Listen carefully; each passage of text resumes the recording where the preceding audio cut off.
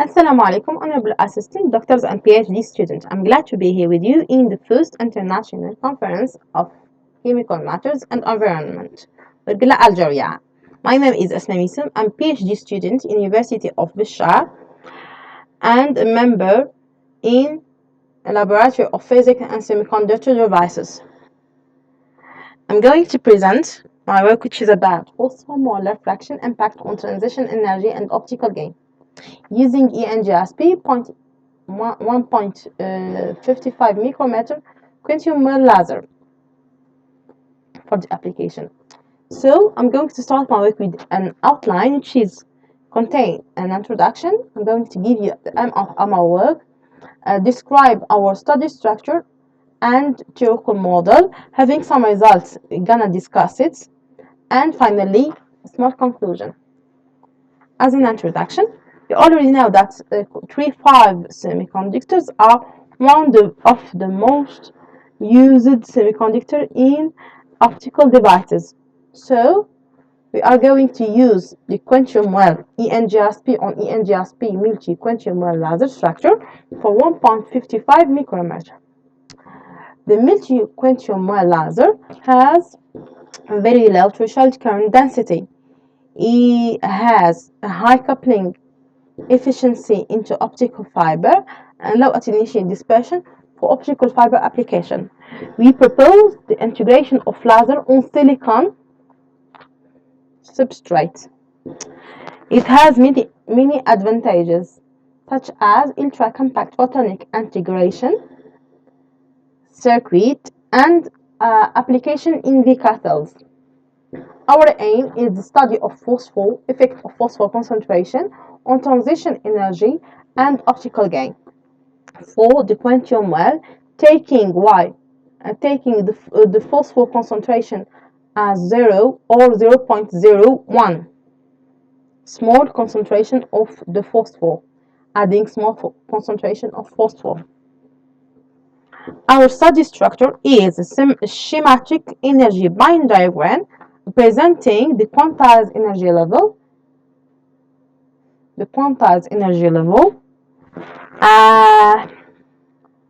and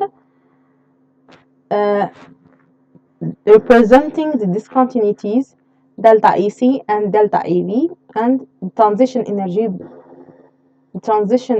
between the first quantized energy levels.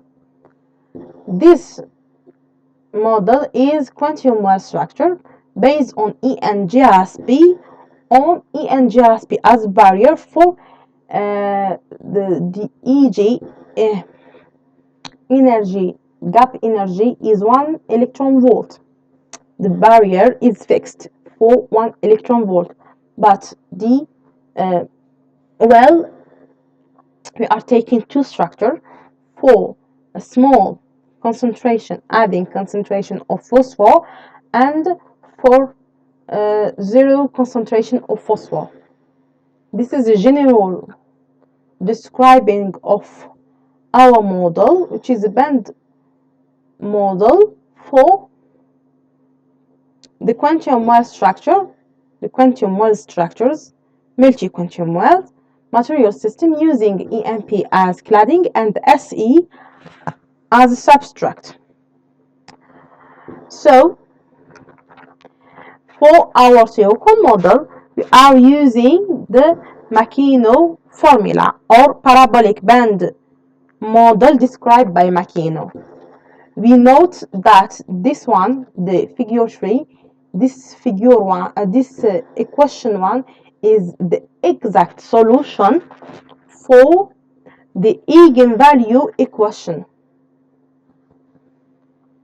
We are using the equations number 3 to have some result in the following for the result and discussion. And the second theoretical model is the optical gain, which is contained omega, which is angular frequency, and r is the dipole momentum for TE and transmagnetic and transelectric. F the FV and FC are the Fermi function for valence and conduction. ECH is the transition energy between the first quantized energy levels. As a result, we can use the equations and having some results. So the variation of the wavelength and the emission energy for the P equals 0, the phosphor equals 0, which is ENGIS on ENGISP. So we can notice that the wavelength is smaller than if we add a less or a small concentration of phosphor, which is 0.01, which is average 60 nanometer. So in this figure we can notice that the wavelength is become bigger for the concentration of the phosphor is bigger. If the concentration of phosphor become bigger, the wavelength become higher. So our result, we are validating our result with Makino results. The optical gain associated to ENGISP on ENGISP for P equals 0 on ENGISP quantum wells. Our validation is almost equals. Our result is almost equal with Makino's result. The second figure is the optical gain associated to TE, transelectric and transmagnetic. So we can notice that transelectric is bigger than transmagnetic. The next result will be all transelectrics. Figure 8, optical is the optical gain associated to ENGISP for P equals 0 on ENGISP quantum well for various density. So we can see for higher density the optical gain is bigger. So we are going to fix it on 5.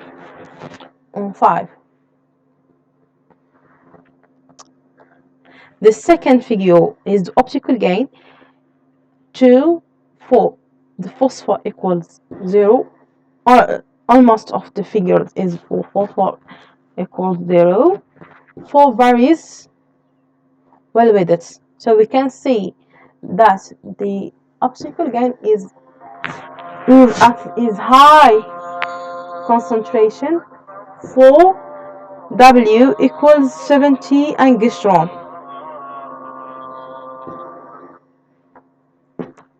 W equals 70 angstrom. And we can see for final is the optical gain for ENGISP, varying the concentration of phosphor for 4 variation. So we can see that less concentration of phosphor diffracted less concentration of phosphor, which is for y equals 1 and y equals 0.99. The variation defect to the direction of the long wavelength, in our case 1.55. As a conclusion, overall we have found that our results are in great alignment with those of Asada and Makino. We conduct researches on the effect of phosphomolar percentage on transition energy and optical gain. We compute the optical gain difference between TE and TM and discover that TE has a higher optical gain than transmagnetic, and we discover that a higher phosphomolar proportion affect on transition, leading the energy to be greater than 0.8, and the wavelength less than 1.55 micrometer, which is not what we want in this case. So for less phosphor molar proportion, for less than 0.2 molar phosphor proportion, the result will be great, and the quantum well will be lattice matched on each other and on ENP. And thank you for your attention.